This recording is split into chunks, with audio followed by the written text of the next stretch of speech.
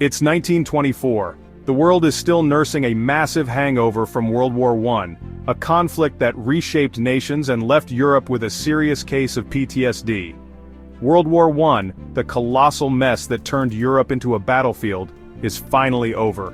The war, which lasted from 1914 to 1918, saw unprecedented levels of destruction and loss of life. Millions of soldiers and civilians perished, and entire cities were reduced to rubble. Belgium, a small country caught in the crossfire, was battered but not broken. Despite being one of the most devastated countries, Belgium's spirit remained unbroken. The Belgian people were determined to rebuild their lives and their nation. The damage was everywhere, like a bad haircut you can't hide. Cities like Ypres and Louvain were almost completely destroyed. The landscape was littered with craters, barbed wire, and the remnants of trenches. The scars of war were visible in every corner of the country. It was a constant reminder of what they lost. Families mourned the loss of loved ones, and communities struggled to come to terms with the destruction of their homes and livelihoods. The war had left an indelible mark on the Belgian psyche, but even with all the destruction, there was still hope. The Belgian people were resilient. They began the arduous task of rebuilding their towns and cities brick by brick. There was a sense of unity and determination that permeated the air. The 1920 Antwerp Olympics, just 4 years after the war ended, showed everyone that Belgium was strong. Hosting the Olympics was a bold statement to the world that Belgium was not defeated. It was a celebration of resilience and a testament to the indomitable spirit of the Belgian people. Antwerp, a city that had a really tough time, hosted the world for a big celebration of sports. The city, which had suffered greatly during the war, was transformed into a beacon of hope and recovery. The Olympics brought together athletes from around the world, symbolizing a new era of peace and cooperation. The Olympics showed how tough Belgians are. Belgian athletes competed with determination and pride, showcasing their strength and resilience. The event was a morale booster for the entire nation, proving that Belgium could rise from the ashes. Getting better wasn't easy, but Belgium, led by King Albert I, worked hard to rebuild, just like they fought hard in the war. King Albert I played a crucial role in the nation's recovery, inspiring his people with his leadership and vision. Under his guidance, Belgium embarked on a path of reconstruction and renewal. Factories, even though they were damaged, started working again. The industrial sector, which had been heavily targeted during the war, began to recover. Belgian workers showed remarkable ingenuity and perseverance, repairing machinery and restarting production lines. People needed to rebuild, and Belgian workers were ready to do it. The workforce was determined to restore their country to its former glory. Men and women alike took part in the reconstruction efforts, driven by a shared sense of purpose and hope for a better future. New businesses popped up, and things started looking better. The economy began to show signs of recovery as new enterprises emerged. Entrepreneurs seized the opportunity to innovate and create, contributing to the nation's economic revival.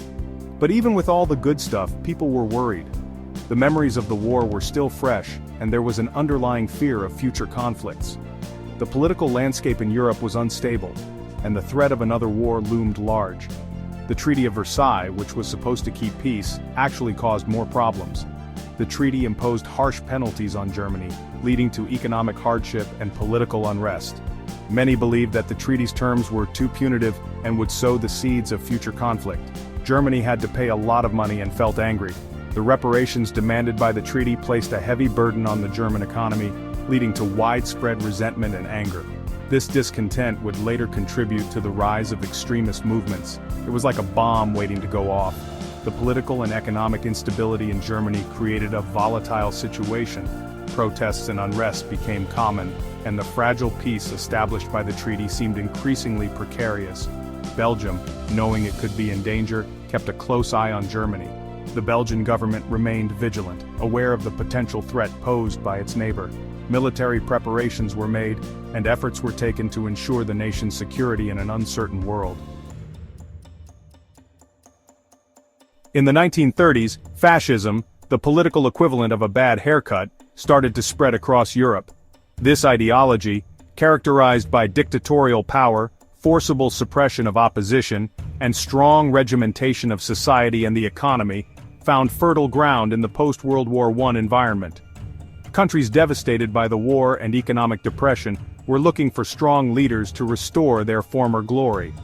In Germany, Adolf Hitler and his Nazi party came to power. Hitler's rise was marked by his charismatic oratory and promises to overturn the Treaty of Versailles, which many Germans felt was unfairly punitive. He promised to restore Germany's economy and rebuild its military might. Talk about overachieving. They were angry about losing the war and wanted to make Germany great again. The Nazi propaganda machine worked tirelessly to instill a sense of national pride and unity, while also promoting anti-Semitic and xenophobic ideologies. The German people, desperate for change, rallied behind Hitler's vision. It was like a really bad sequel no one asked for. Belgium, still haunted by World War I, was scared as Hitler rebuilt Germany's army, even though he wasn't supposed to. The memories of the brutal trench warfare and the massive loss of life were still fresh in the minds of the Belgian people. They watched with growing concern as Germany violated the terms of the Treaty of Versailles with impunity. It was like watching a horror movie unfold in real life. Belgium usually stayed out of other countries' problems, but that wasn't going to work with Hitler. Traditionally, Belgium had pursued a policy of neutrality, hoping to avoid being drawn into conflicts between larger powers. However, the aggressive expansionism of the Nazi regime made it clear that neutrality would not be a viable option. Belgium was about to get dragged into the world's worst group project. Belgium was in an important spot in Europe, and Hitler wanted it. Its strategic location made it a key target for any power seeking to control Western Europe. The flat terrain and extensive road network would provide an ideal route for German forces to bypass the heavily fortified French border. Belgium was like the prime real estate everyone wanted. The Maginot Line, a big wall that France built, didn't make Belgium feel safe. This massive line of fortifications was intended to protect France from a German invasion, but it ended at the Belgian border, leaving Belgium exposed.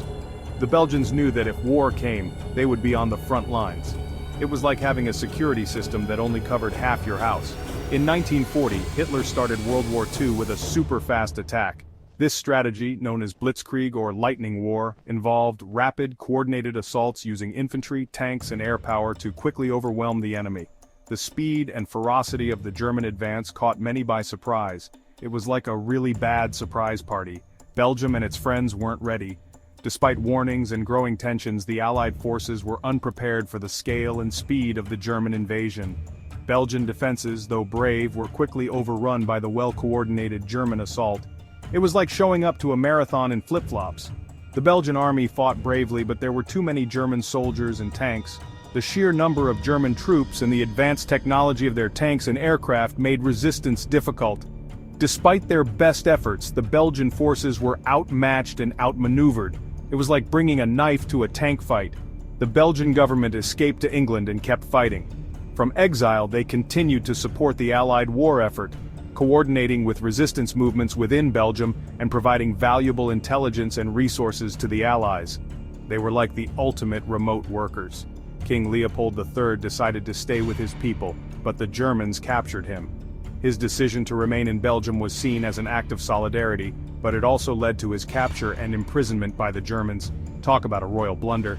His choice, even though he wanted to help, caused problems for the country. The king's decision to stay and subsequently surrender to the Germans was controversial, and led to a political crisis in Belgium.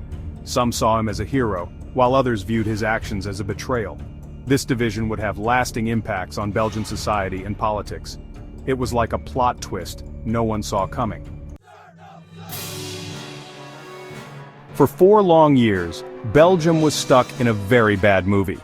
The Nazis were the villains, and the country was under harsh occupation. The people lived in constant fear and uncertainty.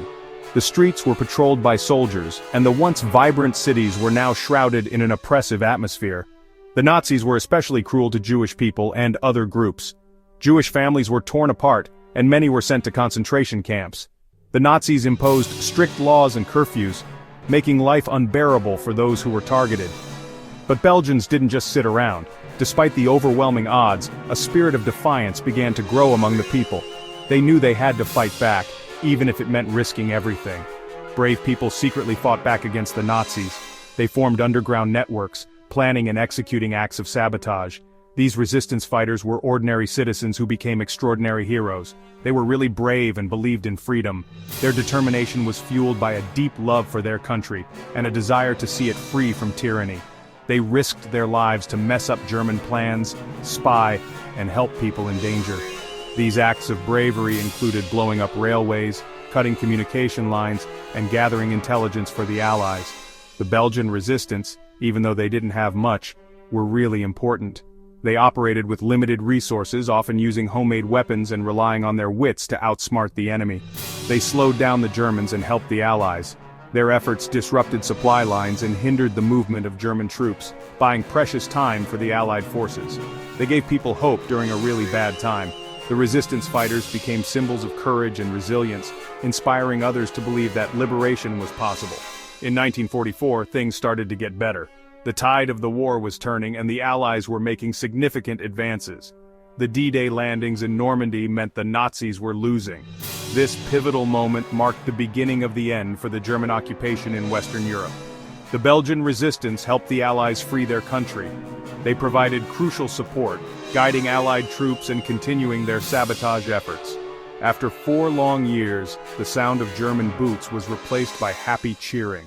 The liberation of Belgium was a moment of immense joy and relief, as the people celebrated their newfound freedom and the end of a dark chapter in their history. After World War II, Belgium got a do-over. But it wasn't a walk in the park. Everything was in shambles and people were hurting. But, like a phoenix, Belgium rose from the ashes, and boy, did it rise quickly. This economic miracle was like a magic trick, thanks to Uncle Sam, shiny new tech, and a shopping spree. Belgium got richer, and life turned into a fairy tale for most folks. Change was in the air. Rich and poor started mingling like never before, thanks to good jobs and better schools. The government played fairy godmother, helping out with doctors and education. But even in this fairy tale, there were dragons to slay. The war made the rift between Flemish and French speakers even wider. These issues would come back to haunt Belgium later. Later in the 1900s, the squabbles between Flemish and French speakers turned into a full-blown soap opera. They tried to patch things up with some new rules, but it was like putting a band-aid on a leaky dam. By the 2000s, different parts of Belgium wanted more control, and the country ended up with a makeover worthy of a reality show. Over time, Belgium has morphed into a delightful cocktail of cultures, languages, and traditions. Its rich history, prime location, and resilient folks have brewed a unique Belgian blend.